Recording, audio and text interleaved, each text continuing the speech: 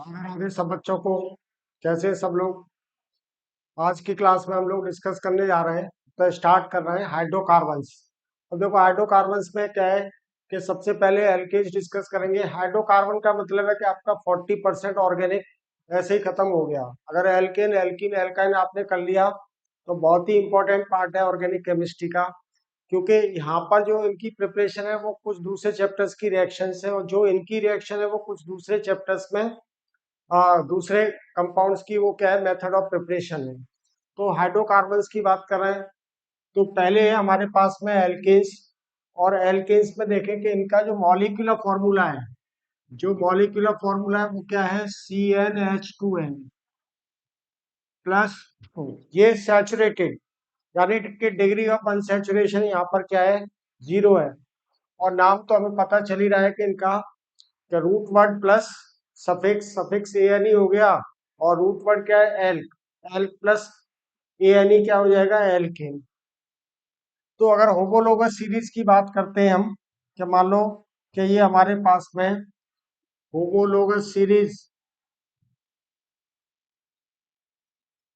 Homologous series में देखेंगे कि पहला जो मेंबर है, जो पहला फैमिली मेंबर है, तो यहाँ पर हम मॉलिक्यूलर फॉर्मूला ले लें और यहाँ पर इसका नेम ले लें सिंपली। और नंबर ऑफ कार्बन की बात करें तो एक कार्बन का क्या हो जाएगा फॉर्मूला CH4 बन जाएगा। और CH4 के लिए मतलब एक कार्बन के लिए जो रूट वर्ड है वो मैथ प्लस ANE, तो नेम क्या हो जाएगा मीथेन। ठीक है ना। दो कार्बन के लिए क्या हो जाएगा C2, इस वाले फॉर्मूला में पुट कर देंगे दो, और दो दो चार प्लस दो कितना हो जाएगा ये 6 हो गया। तो C2H6 नेम क्या हो जाएगा इसका इथेन, इथेन। इसी तरह से तीन कार्बन के लिए क्या हो जाएगा ये C3H8। ठीक है। तो C3H8 का नेम क्या, मतलब तीन कार्बन का जो रूट वर्ड है वो क्या है प्रोप प्लस ANE, पेन हो गया प्रोपेन। ठीक है ना। तो इसी तरह से हम अप टू 10 देख सकते हैं। प्रोपेन हो गया, ब्यूटेन हो गया, पेंटेन हो गया, हेक्सेन हो गया, हेप्टेन हो गया, ऑक्टेन हो गया, नॉनेन हो गया, डेकेन हो गया। तो ये इनका रूट वर्ड्स हो गए और होमोलोगस सीरीज हो गया। ठीक है ना। अब बात करते हैं कि इनको हम कैसे प्रिपरेशन इनका किस तरह से कर सकते हैं, इनको बना कैसे सकते हैं। तो अगले पेज पर देख लेते हैं, नेक्स्ट पेज पर।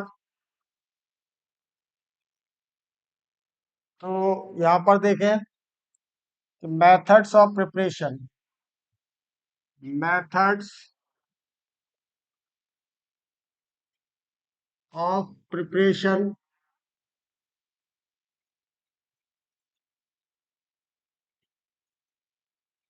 ठीक है ना। तो फर्स्ट मेथड लेते हैं, पहला मेथड ले लेते हैं हम by hydrogenation of alkanes. First method by hydrogenation, by hydrogenation of alkenes, alkene sorry, क्योंकि एल्कीन तो बना ही रहे हम। अनसैचुरेटेड कंपाउंड ये हाइड्रोजिनेशन से किस तरह से बना सकते हैं। तो ये देखें हम यहाँ पर कि मानो कि ये हमारे पास कोई भी अनसैचुरेटेड हाइड्रोकार्बन है, यानी कि ये एल्कीन का फॉर्मूला हो गया, जनरलाइज फॉर्मूला की बात कर रहे हैं हम यहाँ। और ये कैटलिस्ट की प्रेजेंस में हाइड्रोजिनेशन हो गया। तो मान लो कि हमने यहाँ पर प्लेटिनम ले सकते हैं, निकेल ले सकते हैं, और पैलेडियम एटसेट्रा, कोई भी इनमें से हम कैटलिस्ट ले सकते हैं। तो क्या होगा कि ये दोनों हाइड्रोजन यहाँ आकर के ऐड हो जाएंगे, तो हमें मिलेगा सैचुरेटेड हाइड्रोकार्बन, ये सैचुरेटेड हाइड्रोकार्बन। ठीक है ना। तो सिंपली अगर हम यहाँ पर ये देखें कि मान लो कि मैंने एग्जाम्पल में पहले ले लिया CH3CH, डबल बॉन्ड CH2 ले लिया, और इसकी रिएक्शन करा रहे हैं हम H2 के साथ में, किसकी प्रेजेंस में रेने निकल ले लिया, रेने निकल, और टेम्परेचर रहता है 200 डिग्री सेंटीग्रेड। ठीक है ना। तो क्या होगा, यहाँ पर हाइड्रोजन का एडिशन होगा, तो मिला हमको CH3 CH2 CH3, ये प्रोपेन बन गया। अब जब ये रिएक्शन हो रही है तो क्या हुआ कि यहाँ पर huge amount of heat will liberate, delta H amount of heat will liberate. इस वाले डेल्टा एच को क्या बोलेंगे हम, एंथैल्पी ऑफ हाइड्रोजिनेशन या हीट ऑफ हाइड्रोजिनेशन। तो यहाँ लिख देता हूं कि वेयर डेल्टा एच क्या है, हीट ऑफ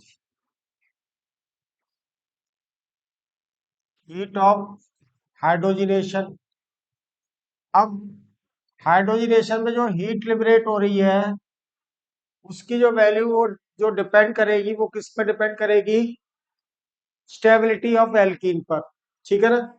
या फिर हम ये देख लें कि जो रिएक्टिविटी, एल्कीन जितना ज्यादा रिएक्टिव होगा उतना ही ज्यादा यहाँ पर हीट निकलेगी। तो नेक्स्ट पेज पर मैं देखता हूं कि ये देखो नेक्स्ट पेज पर कि reactivity order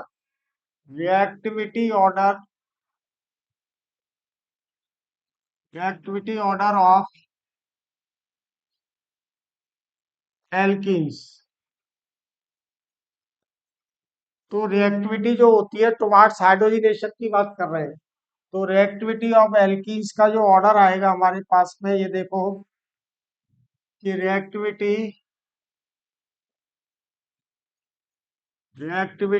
is inversely proportional, ठीक है ना। एल्कीन की जो रिएक्टिविटी होगी that is inversely proportional to the stability of alkene, stability of alkene. अब बात आती है कि एल्कीन कौन सा ज्यादा स्टेबल होगा, ये हमने जीओसी में पढ़ा हुआ है, यानी कि हाइपर कॉन्जुगेशन वाले पार्ट में आपने पढ़ा होगा कि stability of alkene is directly proportional to the number of alpha hydrogen atom. तो अगेन देख लो यहाँ पर कि स्टेबिलिटी ऑफ एल्कीन्स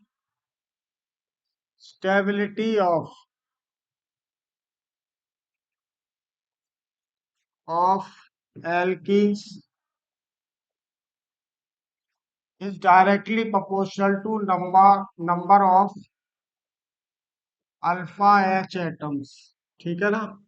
जितने ज्यादा अल्फा एच एटम होंगे एल्कीन की स्टेबिलिटी उतनी ही ज्यादा होगी। तो ये देखो कि जनरल ऑर्डर ले लेता हूं, general order of stability, general order of stability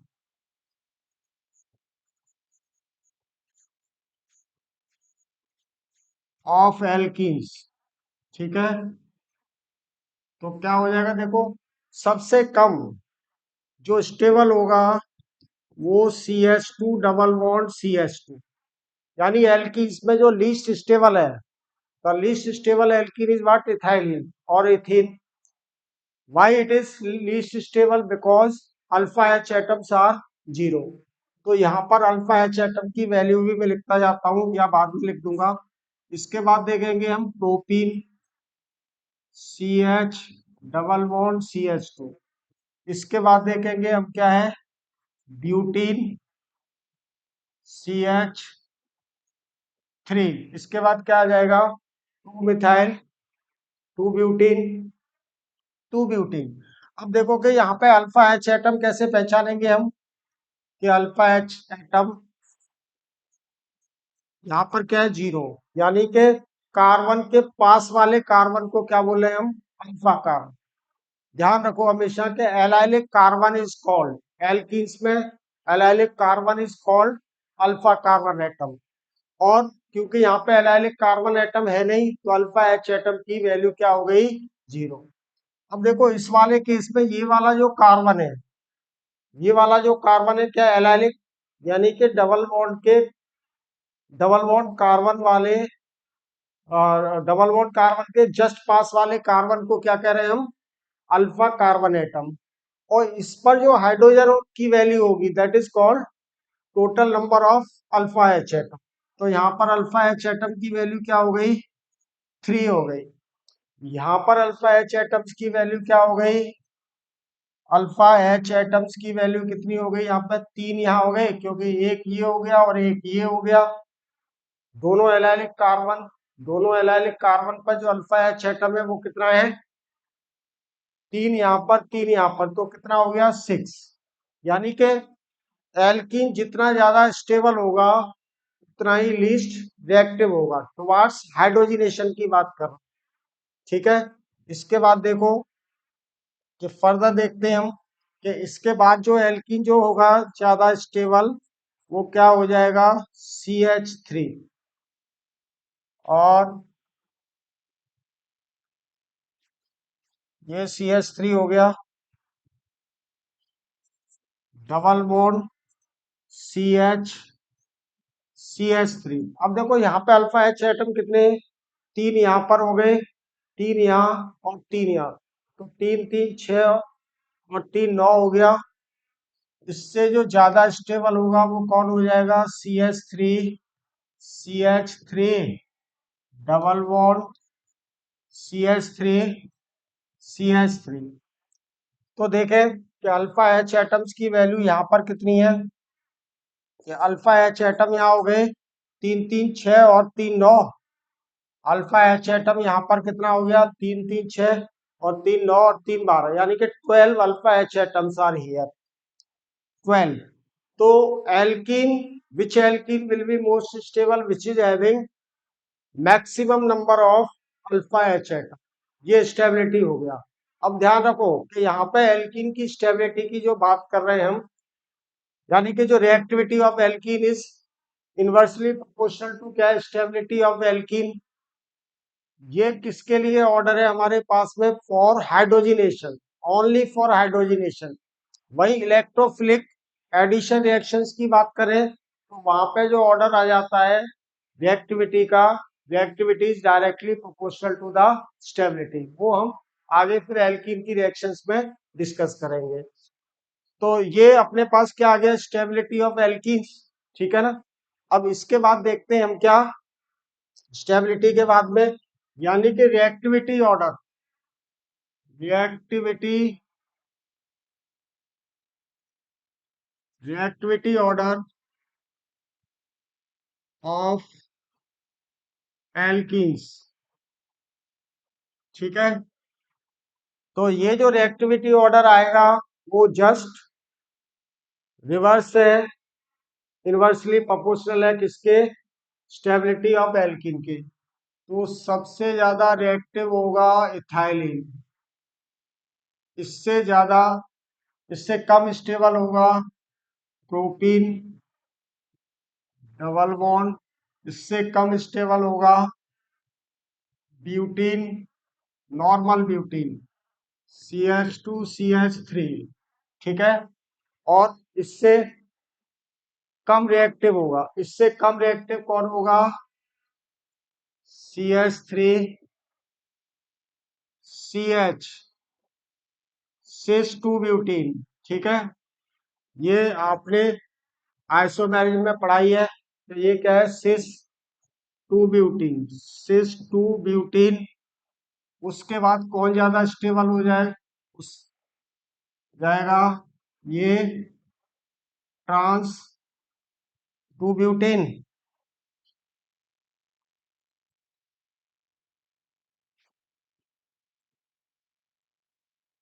ये हो गया क्या, ट्रांस टू ब्यूटीन, ज्यादा स्टेबल लेस रिएक्टिव। इसके बाद क्या आ जाएगा हमारे पास में, आइसोब्यूटीन, सॉरी, ये आइसोब्यूटीन, या मतलब क्या बोल सकते हैं इसको, आइसोपेंटीन, CH3, या क्या बोल सकते हैं इसको, मिथाइल टू ब्यूटेन। और इस लिस्ट रिएक्टिव जो होगा वो 2,3-डाई मिथाइल, क्या हो जाएगा, 2,3-डाई मिथाइल टू ब्यूटीन। ठीक है, तो ये आ गया अपने पास में क्या, रिएक्टिविटी ऑर्डर ऑफ एल्कीन्स। ठीक है, अब देखो क्योंकि यहाँ पर हीट लिबरेट हो रही थी, अगर हीट लिबरेट हो रही है, जैसे मैंने यहाँ पर ये ले लिया कि मान लो कि C double bond plus H2, ये कैटलिस्ट ले लिया। कैटलिस्ट में कोई भी उनमें से ले सकते हैं हम, रैनी निकल ले सकते हैं, प्लेटिनम या पैलेडियम। तो क्या मिला हमें? Saturated hydrocarbon CH plus delta H।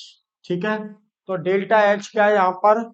Enthalpy of hydrogenation या heat of hydrogenation.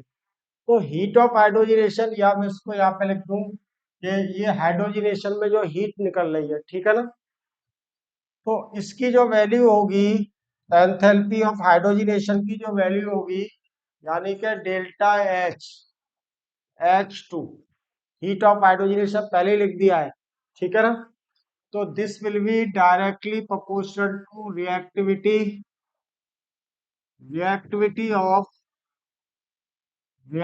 Of alkenes, ठीक है ना, इसके डायरेक्टली प्रोपोर्शनल होगा, ठीक है। और या फिर हम क्या कह सकते हैं कि this will be inversely proportional to stability of alkene. इस पर बहुत सारे बार सवाल पूछता है इस तरह के, ठीक है ना। स्टेबिलिटी ऑफ एल्कीन्स, ये ऑर्डर हो गया। तो ये वाली तो बात आ गई रिएक्टिविटी की एंड स्टेबिलिटी ऑफ एल्कीन्स, ठीक है। अब देखो, इसमें मैंने ऑर्डर भी, जो मतलब ऑर्डर होगा रिएक्टिविटी का, वही एंथैल्पी ऑफ हाइड्रोजनेशन का ऑर्डर आ जाएगा।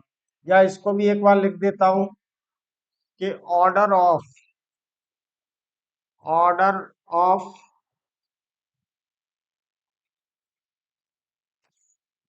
ऑफ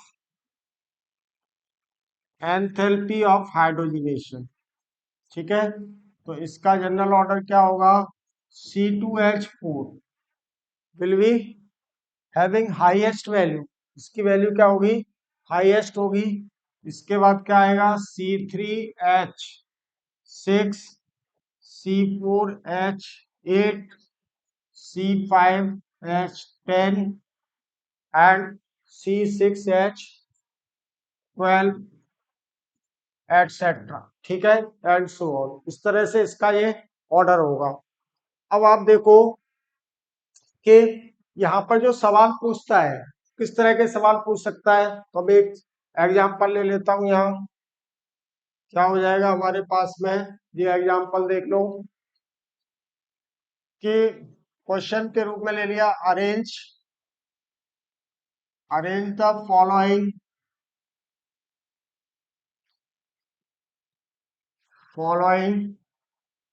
एल्कीन्स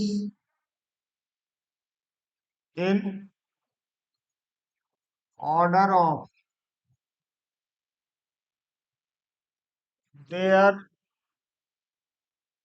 रिएक्टिविटी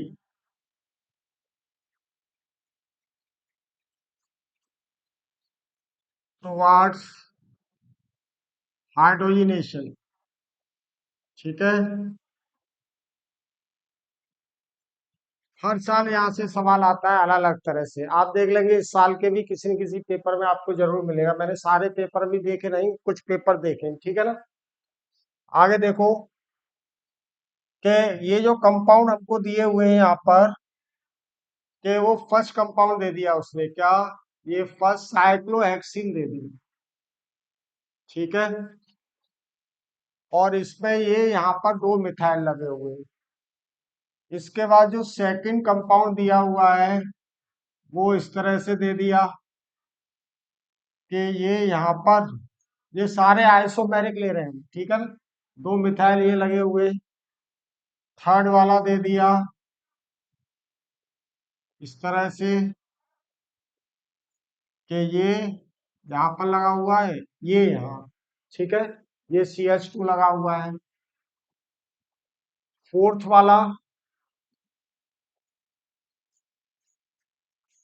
इस तरह का दे दिया कि ये दो मिथाइल और एक ये डबल बॉन्ड यहाँ पर है, ठीक है ना। सिमिलरली ये 4 कंपाउंड हो गए। अब इन्हीं में हम चेक कर लें, तो अगर हम इनमें चेक करते हैं तो ये देख लो कि ये है हमारे पास में। तो एल्कीन की जो स्टेबिलिटी है वो कैसे चेक करेंगे? स्टेबिलिटी ऑफ एल्कीन के हम अल्फा एच एटम्स काउंट कर लें। अल्फा कार्बन एटम जितने होंगे उन पे हाइड्रोजन चेक कर लें, जिनको क्या कहेंगे हम? Alpha H atom. तो देखो ये वाला कार्बन और ये वाला कार्बन, ये दोनों क्या है यहाँ पर? Alpha carbon. अब इस पर 2 हाइड्रोजन है, इस पर 2 हाइड्रोजन, तो अल्फा एच एटम्स की वैल्यू क्या हो गई यहाँ पर? 4। ठीक है।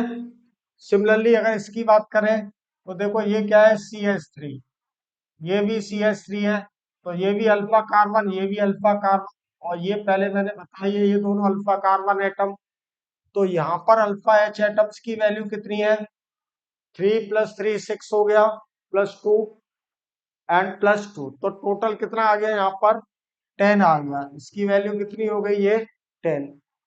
यहाँ पर जो अल्फा एच एटम्स है वो कितने हैं? देखो कि 2 यहाँ पर, इसके लिए ये वाला कार्बन अल्फा और ये वाला कार्बन अल्फा, और 1 हाइड्रोजन यहाँ, 2 हाइड्रोजन यहाँ, तो यहाँ पर क्या हो गया?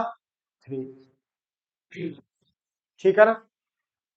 इसी तरह से इस वाले केस में देखेंगे कि ये वाला कार्बन अल्फा, ये वाला कार्बन अल्फा, और ये वाला भी कार्बन क्या है यहाँ पर? अल्फा। तो 3 हाइड्रोजन यहाँ, 2 हाइड्रोजन यहाँ, कितना हो गया? 3 + 2 5 और 1 6 हो गया। तो अल्फा एच एटम्स की वैल्यू यहाँ पर कितनी हो गई? 3 + 2 5 + 1 6। अब जितने ज्यादा अल्फा हाइड्रोजन एटम होंगे, ठीक है ना, जितने ज्यादा अल्फा हाइड्रोजन एटम होंगे एल्कीन उतना ही ज्यादा स्टेबल होगा और उतना ही कम रिएक्टिव होगा। ठीक है ना? तो क्या ऑर्डर आ जाएगा इस वाले केस में? क्या पूछ रहा है? Arrange the following alkenes in order of their reactivity towards hydrogenation. Towards hydrogenation में पूछ रहा है रिएक्टिविटी का ऑर्डर। तो रिएक्टिविटी का ऑर्डर क्या हो जाएगा अपने पास? रिएक्टिविटी ऑर्डर,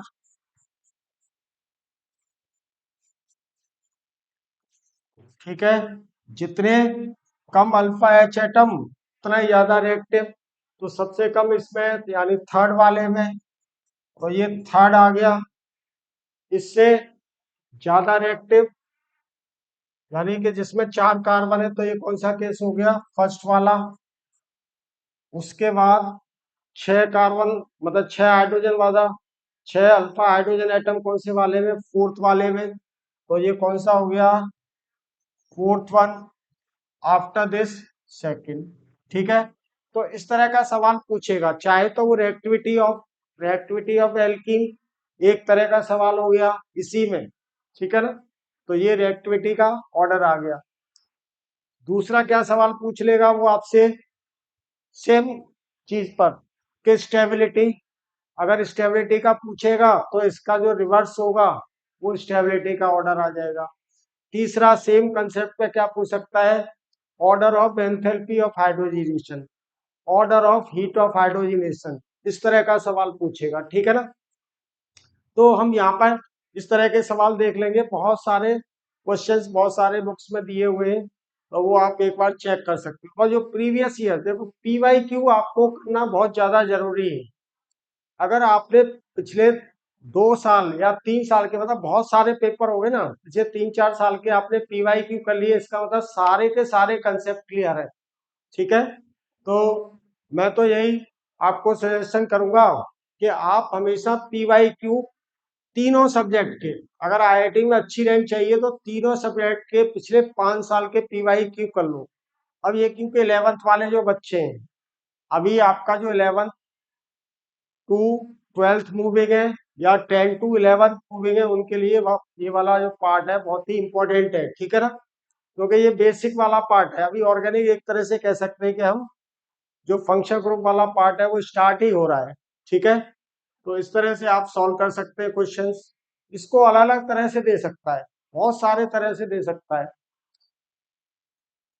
तो ये हमारे पास में एक मेथड हुआ, मेथड ऑफ प्रिपरेशन में पहला मेथड क्या? From alkenes. अब देखो हम इसकी जो स्पेशलिटी है, जो कैरेक्टरिस्टिक है हाइड्रोजनेशन का, वो डिस्कस करते हैं।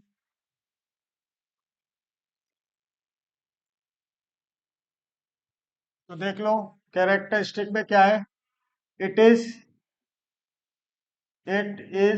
अ सिन एडिशन। सिन एडिशन का मतलब है कि दोनों हाइड्रोजन सेम साइड से ही ऐड, ये ठीक है। सिन एडिशन का क्या मतलब है कि दोनों हाइड्रोजन का जो एडिशन होगा वो सेम साइड से होगा। तो फॉर एग्जांपल हमारे पास में जैसे यहाँ पर देख लें कि ये हमने सिस एल्कीन ले लिया, CH3, CH double bond, CH, CH3, ठीक है। और ये एल्कीन कैसा है, सिस है, तो क्या है ये सिस to butene. Sis to butene में हाइड्रोजन का एडिशन करा रहे हैं, तो हाइड्रोजन की जगह हम यहाँ पे क्या ले लें, ये ड्यूटीरियम ले लिया हमने, ठीक है।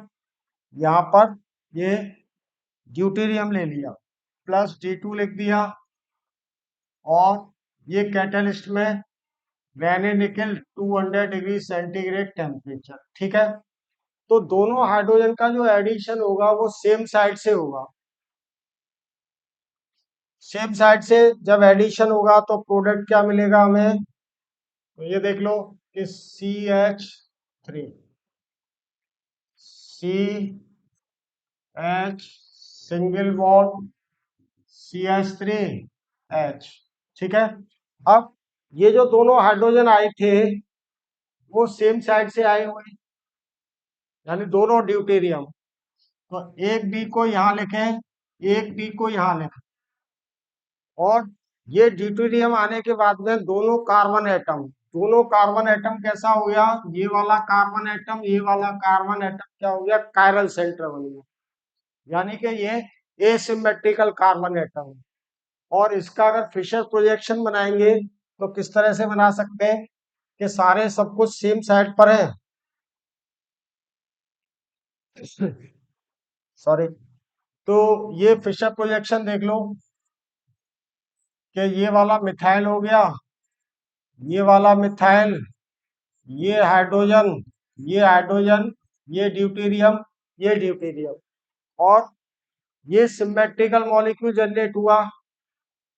सिमेट्रिकल मॉलिक्यूल जनरेट हुआ तो ये वाला जो पार्ट है, ठीक है ना, ये जो हो गया वो क्या हो गया, plane of symmetry, this is POS, plane of symmetry हो गया। तो कंपाउंड क्या होगा, ये मीजो आइसोमर। सिस एल्कीन से क्या जनरेट होगा, मीजो आइसोमर। और ट्रांस से क्या मिलेगा हमें, रेसिमिक मिक्सचर या DL मिक्सचर, वो भी देख लेते हैं। तो ये सबको क्लियर हो गया होगा कि हाइड्रोजन का जो एडिशन है वो कैसा है, सिन एडिशन। फर्दर देखते हैं। अब मैं यहाँ पर जो एग्जांपल ले रहा हूँ वो ट्रांस एल्कीन ले लिया कि ये CH3, CH double bond, CH3, और इसमें जो रिएक्शन करवा रहे हैं हम, अगेन ड्यूटेरियम की रिएक्शन हो रही है, प्लस ये D2 ले लिया, और ये यहाँ पर कैटलिस्ट में अगेन प्लेटिनम ले लिया, सॉरी,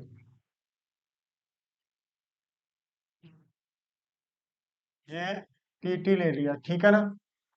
तो प्रोडक्ट जो मिलेगा हमें, तो यहाँ पर मिक्सचर मिलेगा, we will get the mixture. इसको मैं डायरेक्टली लिख रहा हूँ, ठीक है ना। तो ये हमारे पास में एक तो आया ये CH3H, CH3 प्लस ये CH3, ये CH3, और ये H, ये H, ठीक है। और देखो यहाँ पर कि ये वाला ड्यूटेरियम यहाँ आया, इस पर ये ड्यूटेरियम यहाँ आया, इस पर ये ड्यूटेरियम यहाँ आया, ये ड्यूटेरियम यहाँ आया। ये देखो दोनों अपोजिट साइड में, ये दोनों अपोजिट साइड में। लेकिन जब फिशर प्रोजेक्शन बनाएंगे तो अगर जो ऐड हो रहा है सेम साइड से, तो एक को हमने घुमा के मिथाइल को सेम साइड पे ले लिया, ये ड्यूटेरियम। तो this is what, this is racemic mixture. Racemic mixture, या क्या बोलेंगे इसको, डीएल मिक्सचर और plus minus mixture. Is that clear? तो ये अब यहाँ पर कई बार क्या है कि वो स्टीरियो स्पेसिफिक या स्टीरियो आइसोमर भी पूछ सकता है कि प्रोडक्ट में क्या बनेगा, मीजो प्रोडक्ट मिलेगा, रेसिमिक मिक्सचर मिलेगा या प्योर एनेंशियोमर मिलेगा। इस तरह के सवाल भी वो पूछ सकता है। तो ठीक है ना। तो मैंने यहाँ पर आज जो डिस्कस किया वो मेथड ऑफ प्रिपरेशन में, पहले मेथड ऑफ प्रिपरेशन क्या है कि फ्रॉम एल्कीन्स बाय हाइड्रोजनेशन, और हाइड्रोजनेशन के सारे कैरेक्टरिस्टिक भी हमने यहाँ पर डिस्कस कर लिए। ठीक है ना। तो चलो अभी मैं इसको वाइंड अप करता हूँ, फिर नेक्स्ट क्लास में और मेथड डिस्कस करेंगे हम। जय हिंद, जय भारत।